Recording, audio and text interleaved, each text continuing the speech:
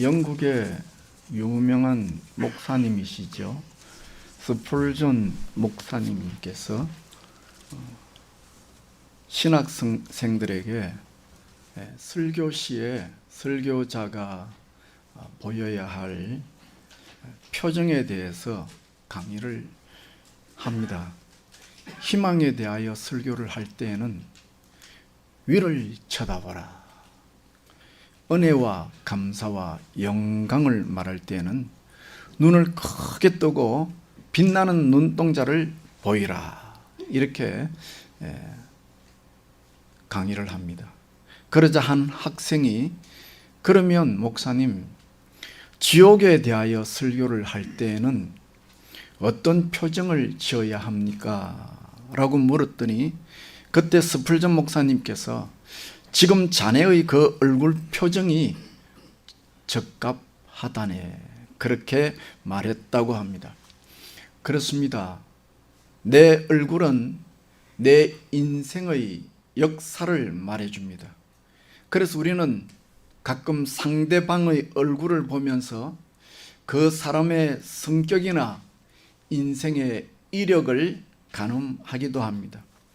그런데 얼굴이라는 말의 옛말이 얼골 또는 얼꼴이라고 표현했다고 합니다. 얼은 내 내면의 상태, 내 마음의 상태를 말하고, 골 또는 꼴은 골짜기라는 뜻으로 얼꼴이란 내 마음의 상태가 밖으로 빼어나와 쌓인 것을 뜻한다는 뜻입니다. 다시 말하면 얼굴이란 내 마음의 상태가 밖으로 드러난 것이 바로 얼굴이죠. 그래서 사람들은 왕왕 왜 얼굴이 왜 그래? 그 말은 지나간 내 한 주간의 삶을 바로 내 얼굴이 반영해 주기 때문입니다. 여러분의 얼굴은 어떤 모습입니까? 대거로 돌아가셔서 거울을 한번 유심히 쳐다보시고 한번 살펴보십시오. 내 얼굴이 지난 한 주간 돈벌이에 내 영혼마저 탈탈 털린 얼꼴입니까? 아니면 내 영혼의 복음의 사명자에 사로잡혀간 그 얼꼴인지 한번 뜯어 살펴보시면 좋겠습니다. 사도행전 저자인 누가는 사도 바울이 3차 여행을 마치고 돌아가는 많은 에피소드가 있지만 사도행전 20장에서 딱 두 가지로 요약해서 이야기합니다. 하나는 지난 시간에 말씀드린 드로아 교회에서 주일날 있었던 행사, 주일날 성찬과 말씀과 교제가 있었다 하는 역사적인 기록을 하고, 이것에 근거해서 이 땅에 기독교회가 주일날 무엇을 해야 하는 것인가에 대한 분명한 역사적 자료를 남겨놓는 기록을 합니다. 그리고 또 한 가지 이야기는 이제 3차 여행을 마치고 돌아가는 그 길에 에베소 교회 장로들을 불러서 설교한 내용이 여기 나와 있습니다. 그런데 오늘 본문을 보면 이 바울이 3차 여행에서 돌아갈 때에 에베소 교회 장로들을 불러서 설교하고 권면한 내용 가운데 마지막 부분에 보면 사도 바울의 사명에 관해서 장로들에게 귀뜸해 줍니다. 그래서 이런 본문을 가지고 오늘 저는 사명을 감당하라 하는 주제로 말씀을 드리고자 합니다. 첫째로 사명이란 무엇이냐 하는 것입니다. 사명이라고 하는 것은 사실 자신이 가지고 있는 것과 깊이 연관되어 있습니다. 사도 바울은 유대인이지만 오늘 우리식으로 말하면 교포 1세에 해당됩니다. 그래서 사도 바울은 어린 시절부터 이방 문화에 접했고 이방 문화를 배웠습니다. 심지어 사도 바울은 어릴 적부터 로마의 식민권자로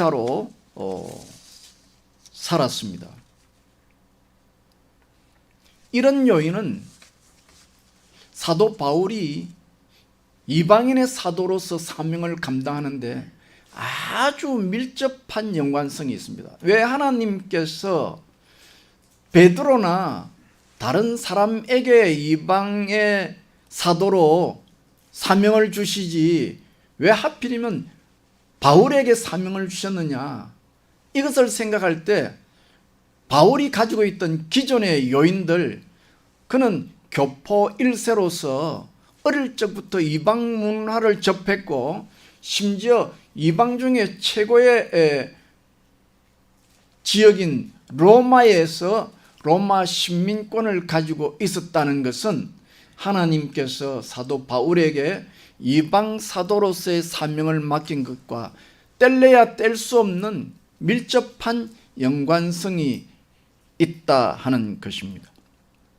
어떤 사람들은 이 세상에 일어나는 모든 일들이 우연이라고 말합니다. 우리는 우연히 태어났다고. 그래서 어떤 유명한 철학자는 인생을 가리켜서 이 세상에 내동댕이 쳐진 인생이라 그러잖아요. 그냥 우연히 이 세상에 툭 던지진 인생이라고.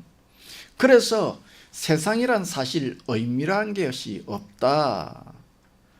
따라서 중요한 것은 이 세상이 나에게 주어지는 느낌, 이게 참 중요하고 이 느낌에 따라 내가 어떻게 반응하느냐가 내 인생이다. 그러므로 제일 중요한 것은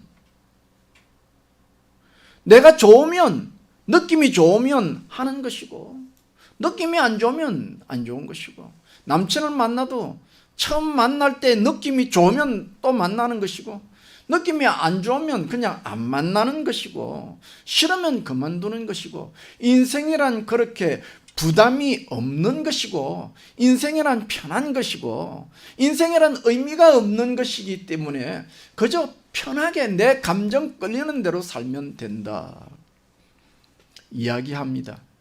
물론 이렇게 이야기하는 사람들은 분명히 하나님을 모르는 사람일 것입니다. 그렇죠. 하나님을 모르니 하나님이 내 인생에 부여한 사명을 어떻게 알겠습니까? 이것이 바로 죄인된 인생의 비극이고, 그 죄인된 인생의 비극의 마지막은 결국 허무와 무의미함, 공허와 우울이라는 감정을 만날 수밖에 없을 것입니다. 이런 것을 세상 사람들이 모를까요?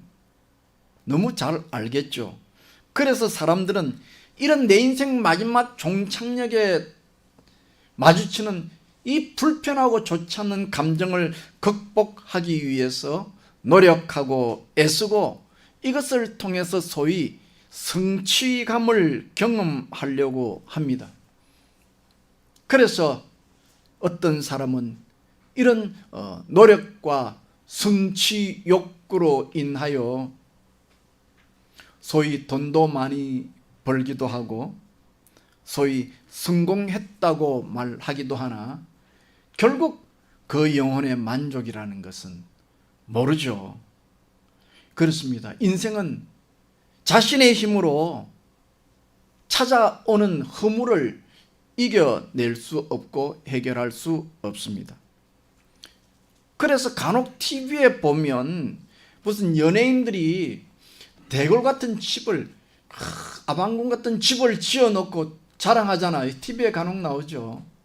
그리고 꼭 거기에 보면 그 넓은 잔디밭에 뭐 고기를 구워놓고 손님을 초대해서 먹고 마시고 유쾌하게 하하 웃고 하는 모습을 TV에 통해서 보여주면서 자신들은 지상 최고의 행복을 누리는 것처럼 포장합니다만은 참 이상한 것은 그럼에도 불구하고 왜 2절만 하면 이런 연예인들의 삶 속에 마약을 복용했다는 이야기가 시도 때도 없이 2절만 하면 튀어나오고 2절만 하면 튀어나오느냐.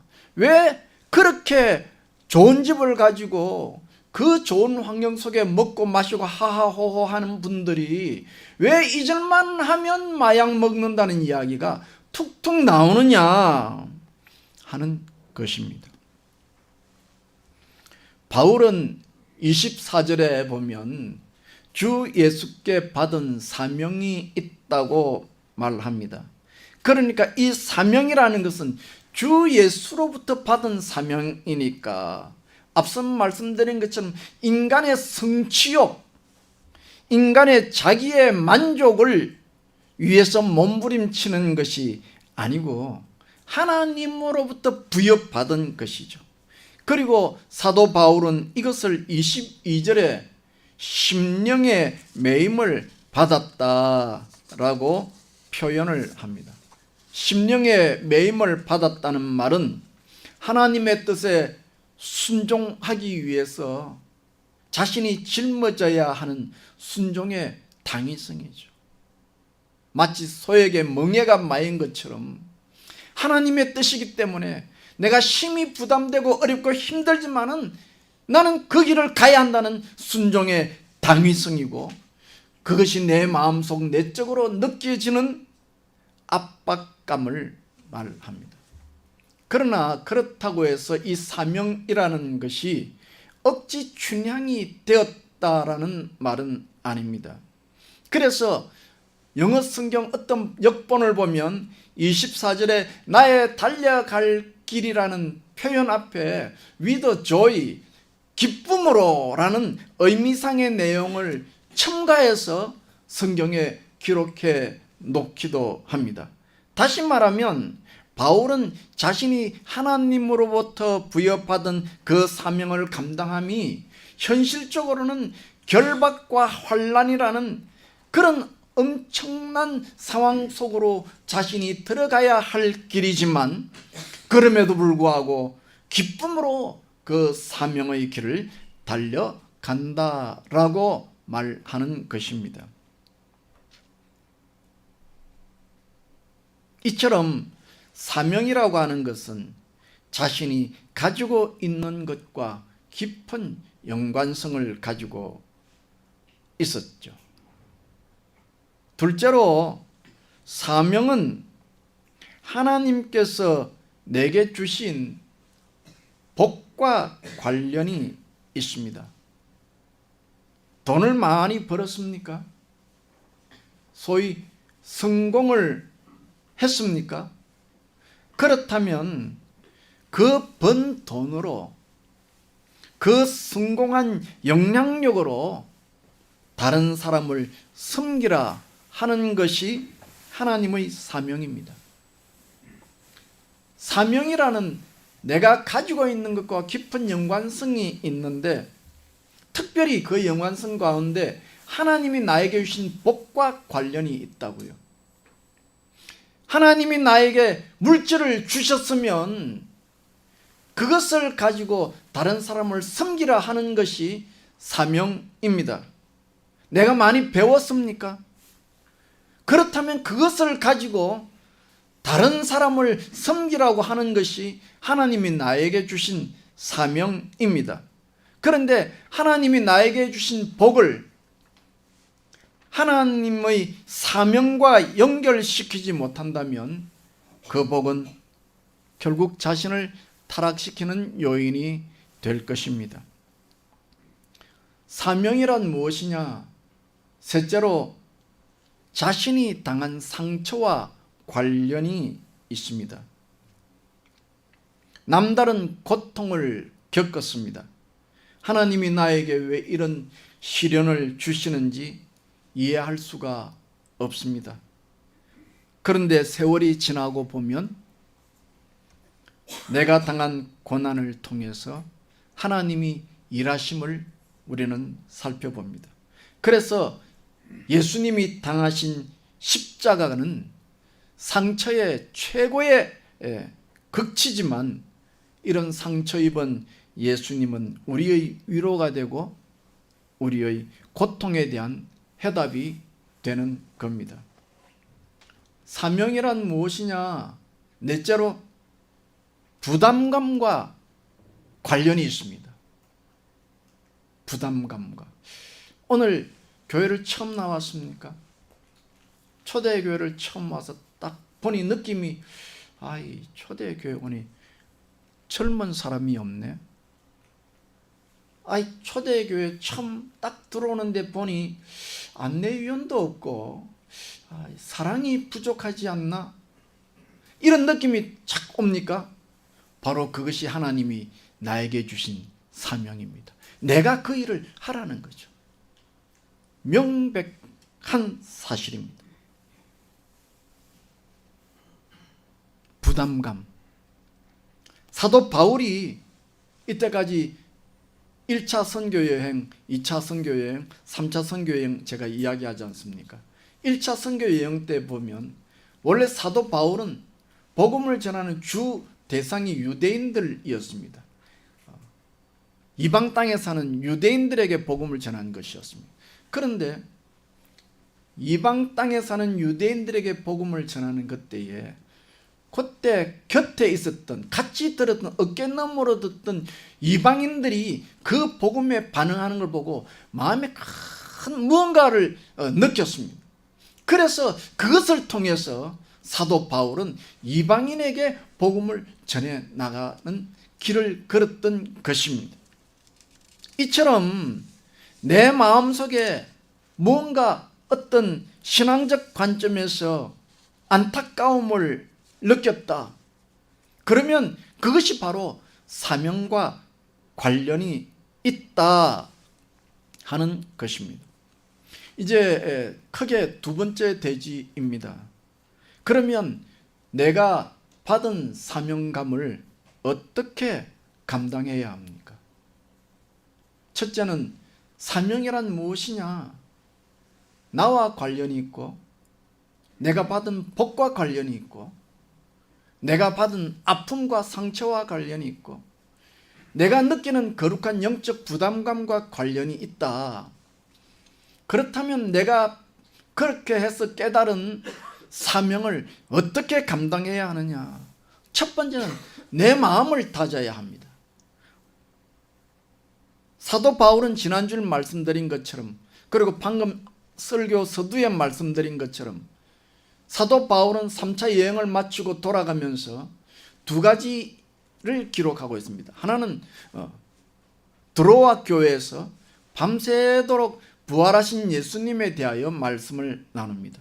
그리고 이제 그 드로아 교회를 떠나서 아소로 출발합니다. 그런데 이상한 것은 이때 사도 바울이 걸어갔던 여행 스케줄이 특이합니다.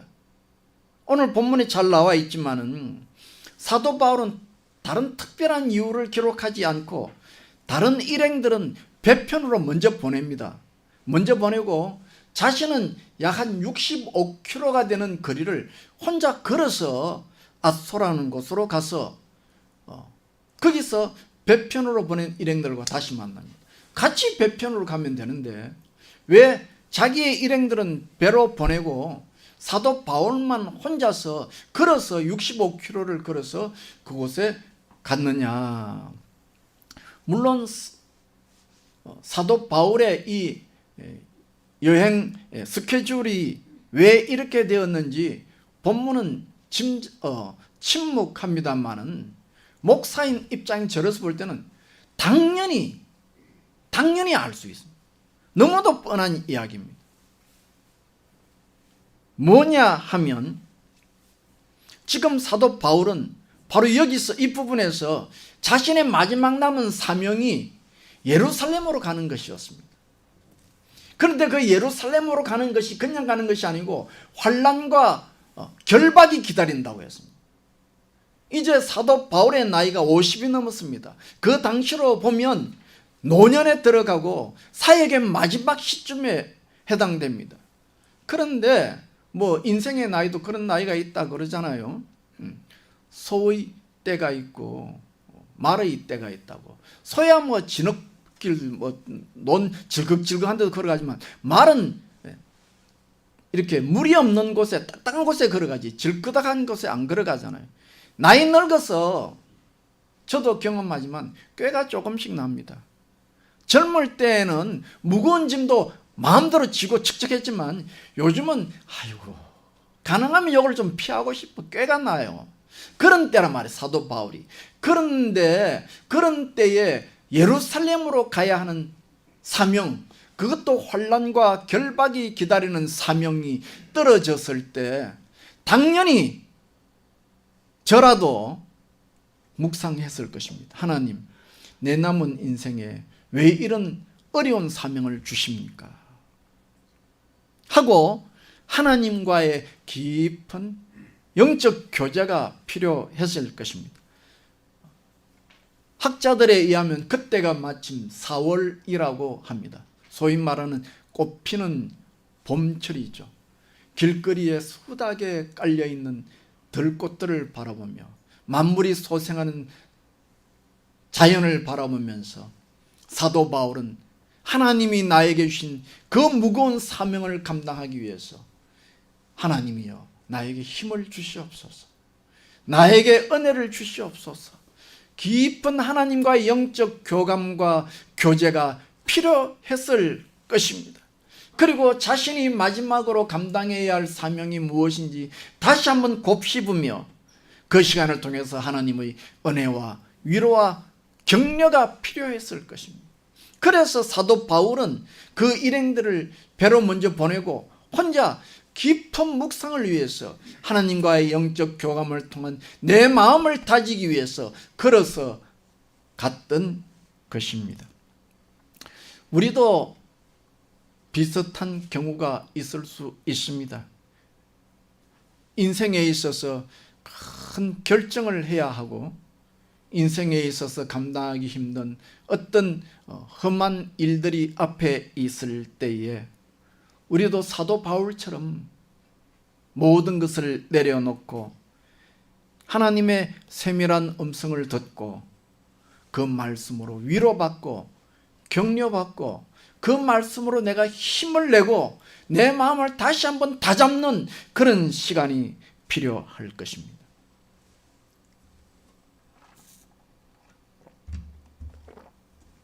두 번째는 사도 바울은 이 사명을 어떻게 감당했느냐. 첫 번째는 뭐라 그랬죠? 내 마음을 다잡는 시간. 하나님의 은혜를 받고 위로와 격려 속에 내 영혼을 단단히 다지는 마음의 각오의 시간이 필요했다고 하면, 둘째로 이렇게 마음의 중무장을 한 다윗이 15절부터 보면 이런 표현이 나옵니다. 이튿날, 또 보면 또 이튿날, 또 보면 그 다음날, 이렇게 이야기하고 있습니다. 그 당시는 차로 세계 일주 여행하는 게 아니잖아요. 순전히 걸어서잖아요. 그 길이 얼마나 어렵습니까? 그런데 그 일정에 노년에 이튿날, 또 이튿날, 또 그 다음날, 그러니까 잠시도 쉬는 게 없어요. 계속 하루 종도록 걸어서 밤에 잠을 자고 나면 또 일어나면 또 다음에 걸어서 가고 또 가고, 이런 일이 계속되었다고 15절에 이야기합니다. 다시 말하면 일정이 빡빡하죠. 굉장히 서두르는 느낌입니다. 그래서 이런 여정을 24절에 보면 달려갈 길이라, 달려가는 길이라, 이렇게 표현하기도 합니다.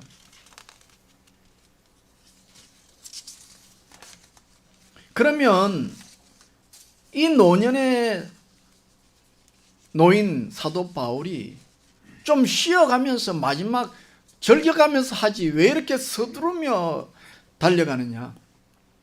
그것은 자기 앞에 마지막으로 놓인 사명, 예루살렘이라는 사명, 예루살렘에 가기 위해서, 이를 실천하기 위해서 다른 웬만한 불편한 일들은 다 내려놓는 거예요. 달려간다는 것은 우물쭈물하지 않은 거죠. 달려가는 사람이 뒤를 돌아봅니까? 달려가는 사람은 오직 앞만 보고 모든 것을 최소화하고 심지어 어떤 짧은 런닝과 팬티만 입고 달려가잖아요. 모든 불필요한 것을 내려놓고 앞만 보고 달려가는 것이죠. 내 앞에 놓인 사명을 감당하기 위해 그 일에 초점을 모으고 고도의 집중력을 통해서 사명과 별로 관련이 없을 때는 과감하게 가지치기를 하고 그 길을 달려가는 것입니다. 그래서 사도 바울은 심지어 오늘 본문에 보면 그동안 3차 여행 때 3년이라는 긴 세월을 통해서 열정을 바친 에베소 교회의 길목에 도달했습니다. 그러니까 돌아오는 길이니까 다시 방문하게 되죠. 그런 길목에 도착했으면 저 같으면 거기 들러서 하룻밤 쉬겠어요. 저도 시골에서 사역할 때 갔던 교회 강원도만 가면 생각이 나고, 지금도 제 핸드폰에 강원도 교회 사진이 있잖아요. 틈만 나면 한번 가서 하룻밤 자고 싶고, 목사님도 만나고 싶고, 교인도 만나고 싶고.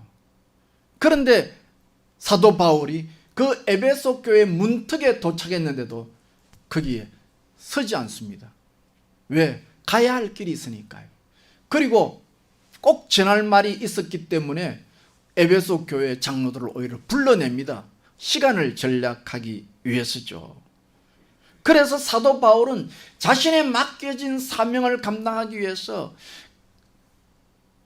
인간의 정마저 억제하고 시간을 분초를 쪼개어서 달려가는 것을 봅니다. 그렇습니다.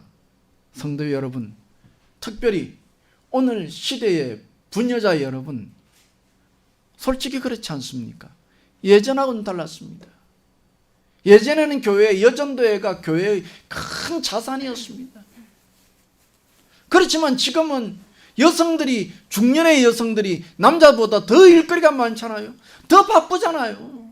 중년의 남자들은 집에서 점잖게 쉴 수는 있을지 모르지만 중년의 여성들 치고 쉬는 분은 못 보잖아요. 다 열심히 일하잖아요. 옛날하고는 상황이 너무 다른 거예요. 그러기에 하나님이 나에게 맡겨준 사명을 감당하기 위해서는 정말로 시간을 분초를 쪼개는 지혜가 있어야, 그래야 감당이 되는 것이죠. 그리고 내가 이 중년의 세상 일로 인하여 바쁘지만 그럼에도 불구하고 하나님이 맡겨준 사명을 감당하기 위해서 시간을 쪼개고 분초를 나누고 시간을 지혜롭게 스케줄을 짜는 것은 하나님 앞에서 참으로 귀한 삶의 스타일이라 그렇게 생각합니다. 셋째로 사도 바울은 사명을 어떻게 감당했습니까? 첫째는 마음을 다졌고, 둘째는 시간을 분초를 쪼개는 지혜를 발휘했고, 셋째는 이를 위해서 어떤 희생이라도 대가를 치르겠다는 각오를 하고 있습니다. 그래서 24절에 보면 사도 바울은 자신에게 맡겨진 사명을 위해서 자기의 생명보다 귀한 것을 여기지 않겠다. 아니, 자기의 생명조차도 귀하게 여기지 않겠다. 그렇게 말하는 것이죠. 사람에게 생명보다 더 귀한 것이 있습니까? 아무리 돈을 많이 벌어도 내가 죽는다면 그게 과연 옳은 일이겠습니까? 아마도 생명보다 귀한 것은 없을 것입니다. 그런데 사도 바울은 자신의 생명을 귀하게 여기지 않겠다고 말했으니, 다시 말하면 그 말은 생명보다 더 소중한 것이 있다는 뜻이고, 다시 말하면 사명이라는 것은 내 생명보다 더 소중하다는 뜻이 될 것입니다. 사도 바울은 분초를 쪼개고 시간을 지혜롭게 성실하게 부지런하게 살아가는 수준이 아니었습니다.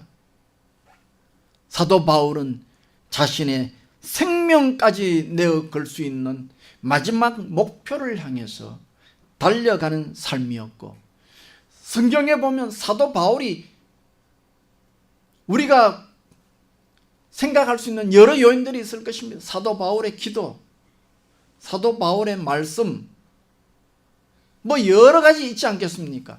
그러나 오늘날 우리가 사도 바울을 사도 바울이라고 여길 때에 가장 핵심적인 것은 생명을 아끼지 아니하고 그 주어진 사명, 하나님께 받은 사명을 감당하기 위해서 끝까지 달려갔다는 것, 이것이 바울을 바울 되게 한 것이라 생각합니다.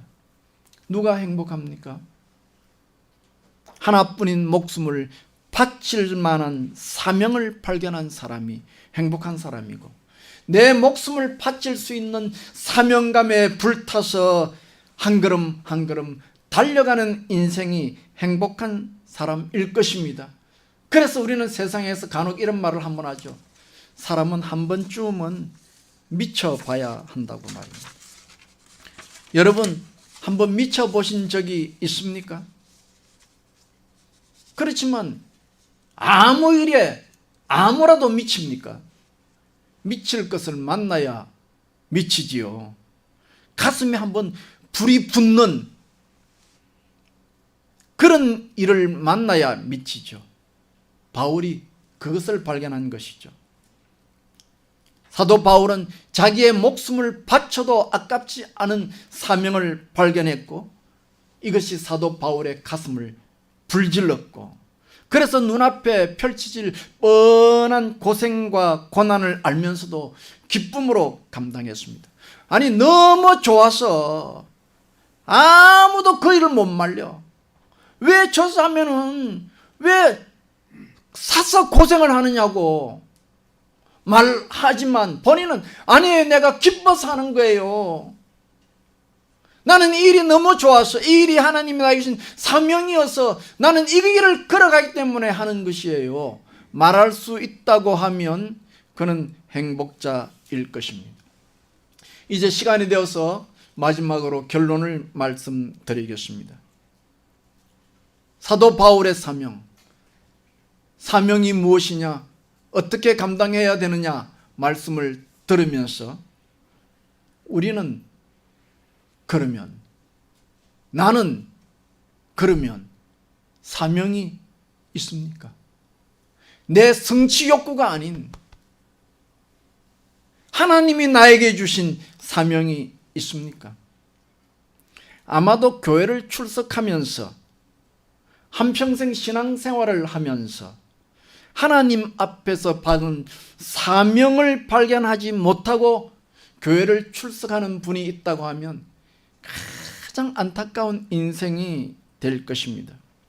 요즘 들은 저는 피부 깊이 느낍니다. 나르시시즘이 너무 활개를 치는 것 같습니다.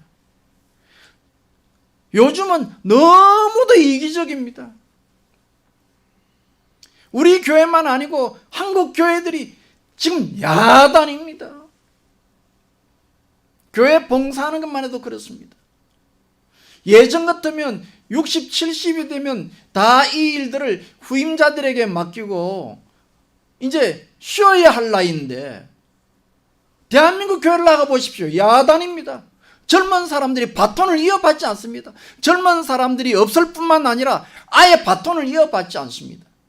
이 젊은 사람들에게 개인주의, 나만의 행복, 나만의 즐거움, 여기에 완전히 빠져버렸기 때문입니다. 심지어 신앙마저도 내 중심적인 신앙생활입니다.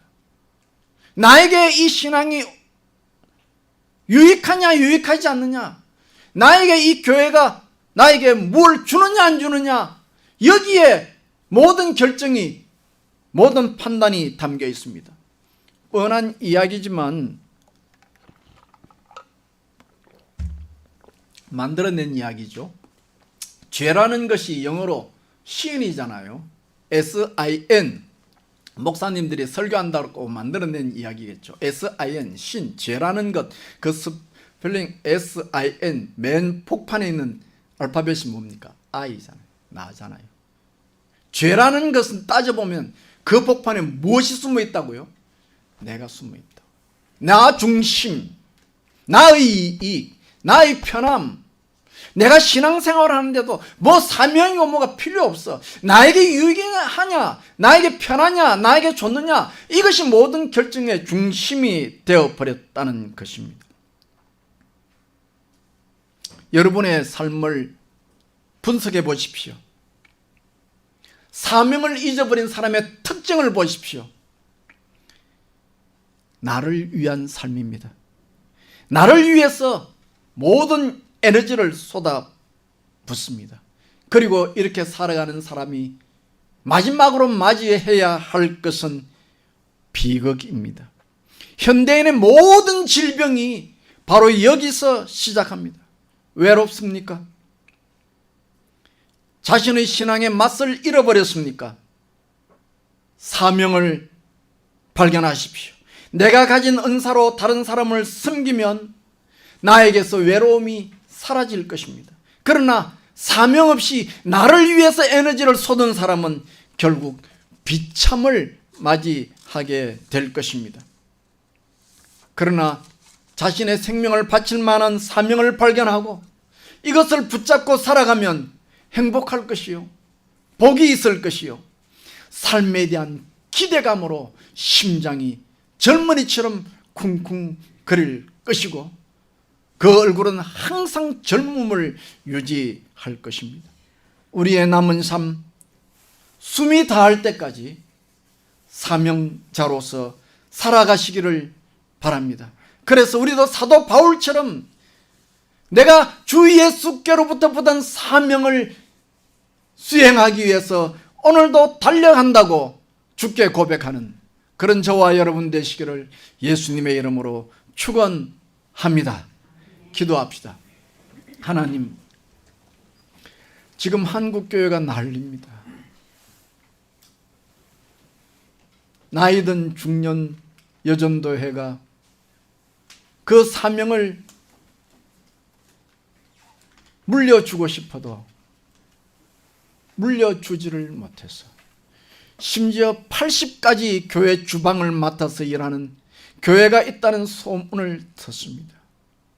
교회는 커졌지만은 사명을 감당하며 교회를 위해서 헌신하며 봉사할 후임자들이 없기 때문입니다. 점점 나 중심의 삶이 강해지고 사명이라는 두 단어가 사라져가고 있음을 고백합니다. 주여, 오늘의 이 횡령하는 세상의 가치관을 불쌍히 여기시고 이 속에서 믿는 백성들을 구원하여 주셔서 그 심령의 사명의 불을 붙여주셔서 사도 바울처럼 나에게 맡겨진 사명을 위하여 오늘도 달려간다고 고백하는 심령들 되도록 축복하여 주시고 우리의 남은 마지막 삶 주를 위하여 불태울 수 있는 저희들 될 수 있도록 허락하여 주시옵소서. 감사하옵고 예수님 이름으로 기도하옵나이다. 아멘.